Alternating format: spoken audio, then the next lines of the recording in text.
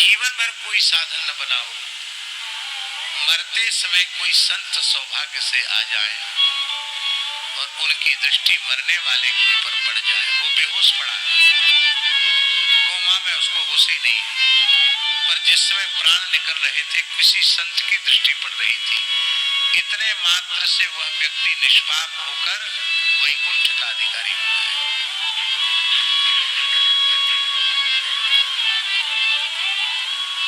ये भी नहीं हुआ, मरते समय संत की दृष्टि नहीं पड़ी, मरने के बाद मृतदेह पर दृष्टि पड़ गई तो भी भगवत धाम जाने का अधिकारी हो जाएगा। कोई प्रेमी अनुरागी संत, इतना भी नहीं हो पाया, स्मशान में पहुंच गया, आग लगा दी गई, चिता जल रही है, संत जमुना जी गंगा जी नहाने पहुंचे थे, स्वाभाविक उनकी नजर उधर घूम गई, धू धू करती हुई चिता को उन्होंने देख लिया, इतने से भी वो मुक्त हो जाएगा। आप कहेंगे कि सब बढ़ा चढ़ा के बोल रहे हो आप, हम बढ़ा चढ़ा के नहीं बोल रहे हैं,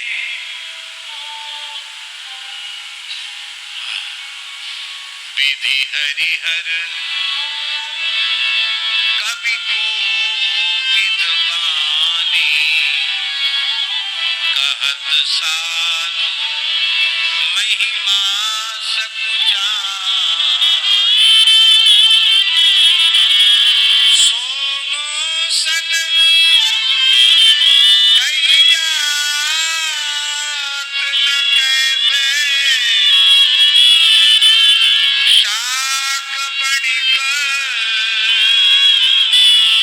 मणि गुण गण जैसे, शाक बणिक मणि गुण गण जैसे। भक्तमाल में भक्तराज कमधुज जी का चरित्र है। किसका चरित्र है आनंद जी? कमधुज जी। ये राजस्थान के थे, उदयपुर स्टेट के थे। चार भुजा जी है ना, चार भुजा नाथ, चार भुजा जी के भगत थे। राणा का काल था, उदयपुर में महाराज राणा थे।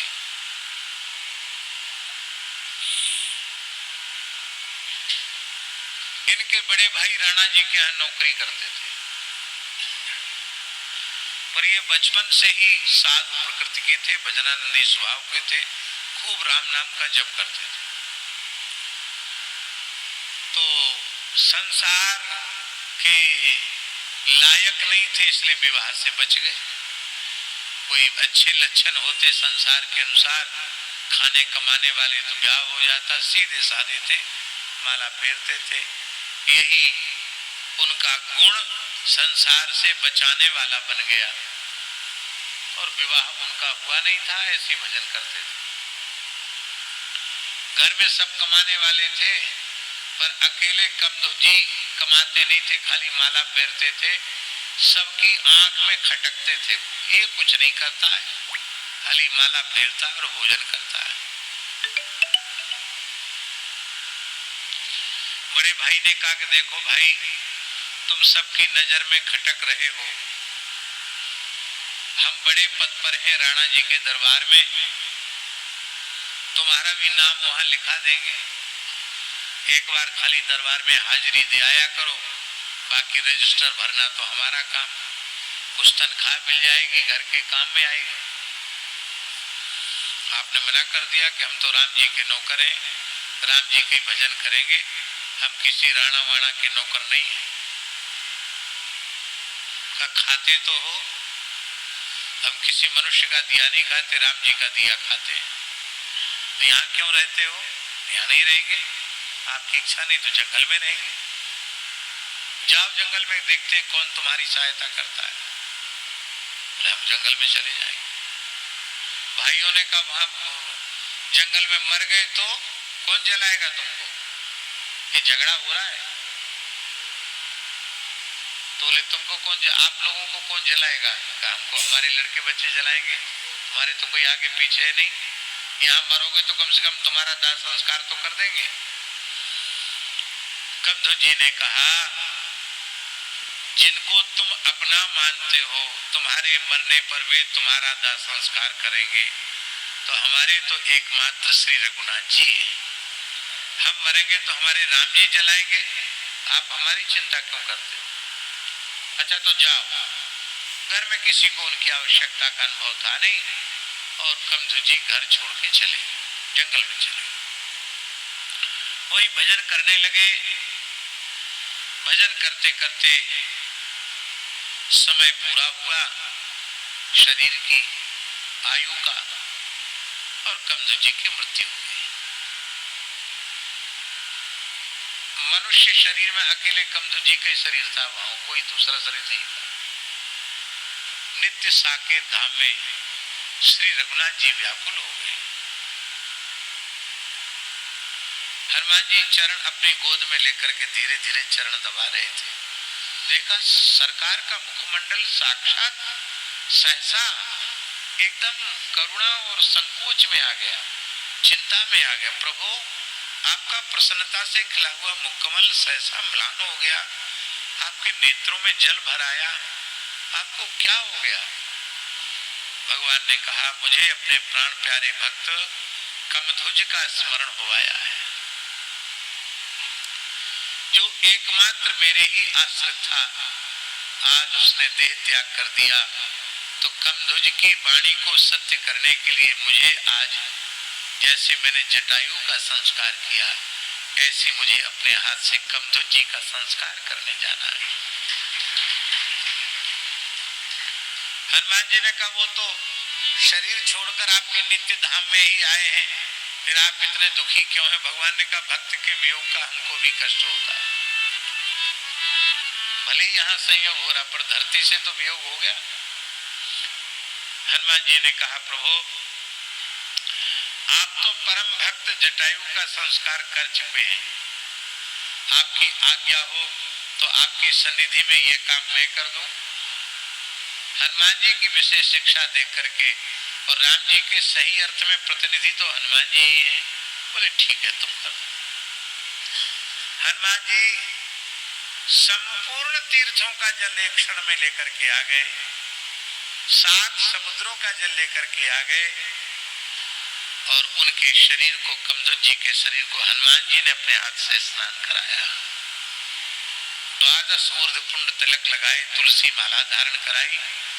और हनुमान जी से बड़ा मंत्रज्ञ कौन होगा? अंत्येष्टि विधि से हनुमान जी ने विधिवत अंत्येष्टि किया।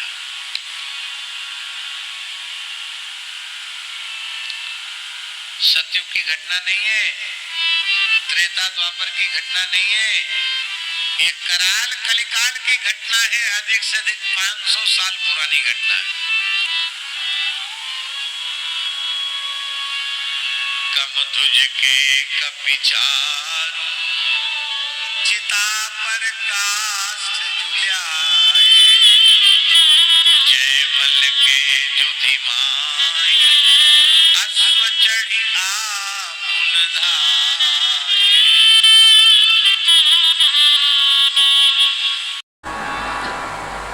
जब कमध्वज जी के शरीर, भक्त की महिमा सुना रहे हैं हम, जब कमध्वज जी के शरीर का संस्कार हुआ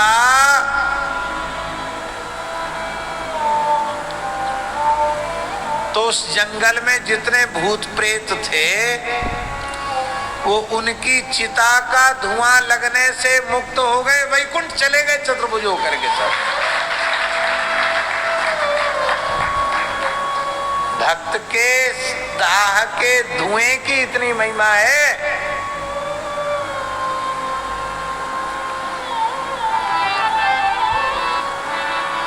शांति वाली जगह सबको अच्छी लगती, अशांति फैलाने वाले भी शांत जगह में रहना चाहते हैं। ये जंगलों में, बीहड़ों में भूत प्रेत ज्यादा रहते हैं, क्यों? वहां भी शांत रहता है।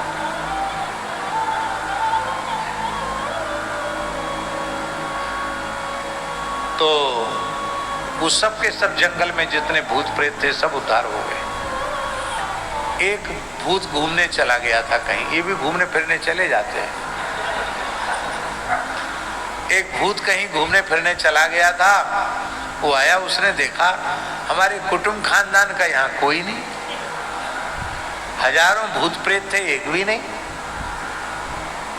बहुत दुखी होकर रोने लग गया, हमारे सब कहाँ चले गए कुटुंब खानदान के लोग।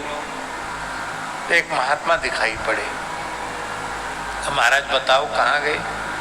महात्मा बोले वो तो कंधुज जी के चिता के धुआं के लगने से मुक्त हो गए। हो, मैं बच गया, मैं बड़ा पापी हूं, मेरे ऊपर भी धुआं लग जाता तो मैं भी भगवान के धाम को चला जाता। अब 1000 वर्ष तक ये प्रेत की योनि मुझे भोगनी पड़ेगी। फूट फूट कर रोने लग गया। अब तो कंधुज जी का संस्कार हुए 1 वर्ष से अधिक हो चुका था। कितना? 1 वर्ष से अधिक हो चुका था। जिस जगह पर उनका संस्कार हुआ था, पानी बरस गया, धूल आंधी मिट्टी आई, वहां कोई चिन्ह नहीं था कि कहां संस्कार हुआ था। पर ये जगह निश्चित थी कि इस जगह में उनका संस्कार हुआ था। उस जगह में उन महात्मा ने कुछ लकड़ी डाल के धुआं कर दिया और कहा कि संत की महिमा यदि सत्य है, वेदादि शास्त्रों में कही गई, तो इस धुआं से भी इस प्रेत की मुक्ति हो जाए। महाराज उस धुआं से भी वह प्रेत मुक्त होकर भगवत धाम चला गया।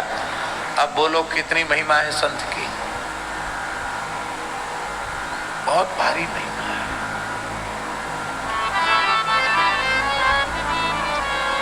हम कितना वर्णन करें, किन शब्दों में वर्णन करें? संतन की महिमा रघुराई, बहुविधि वेद पुराण गाई, बहुविधि वेद पुराण गाई, बहुविधि वेद पुराण बहुविधि वेद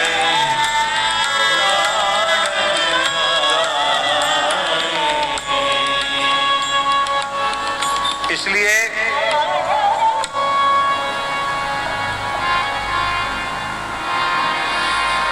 संतों की महिमा अनंत है, अपार है। भगवान से और कुछ मांगो न मांगो, पर एक प्रार्थना जरूर करो कि प्रभु ऐसी कृपा करो कि जीवन की अंतिम श्वास तक आपके प्राण प्यारे संतों का संग हमको मिलता रहे।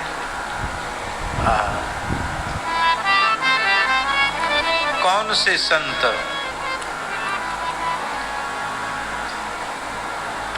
कौन से संत? जिन संतों की महिमा इतनी गाई जा रही है।